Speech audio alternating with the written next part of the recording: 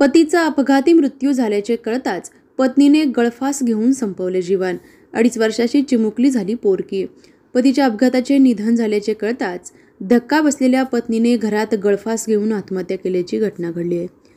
नांदेडच्या नाळगाव तालुक्यात यामुळे खळबळ उडालेली आहे. स्नेहा बेंद्रीकर असं आत्महत्या केलेल्या पत्नीचं नाव आहे. ही घटना शनिवारी रात्री बेंद्री तालुका नायगाव येथे घडली आहे.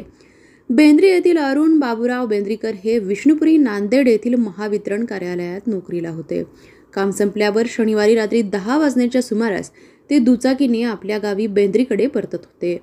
गावाजवळ मांजरम कॉर्नर येथे त्यांच्या दुचाकीला दुसऱ्या वाहनाने जोरदार धडक दिली.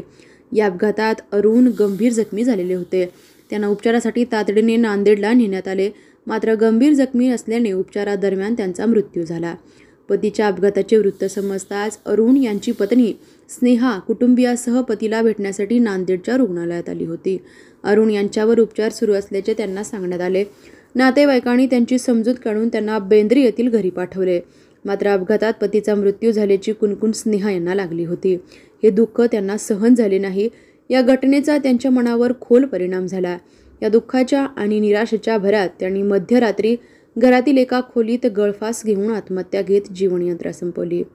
स्नेहा यांनी आत्महत्या केल्याचे समजताच कुटुंबियांनी हंबरडा फोडला. काही वेळापूर्वीच पतीचा अपघाती मृत्यू झाला होता. त्यानंतर काही तासातच पत्नीने गळफास घेऊन आयुष्य संपवले. त्यामुळेच त्यांच्या कुटुंबासह संपूर्ण बेंद्री गावात शोककळा पसरलेली आहे.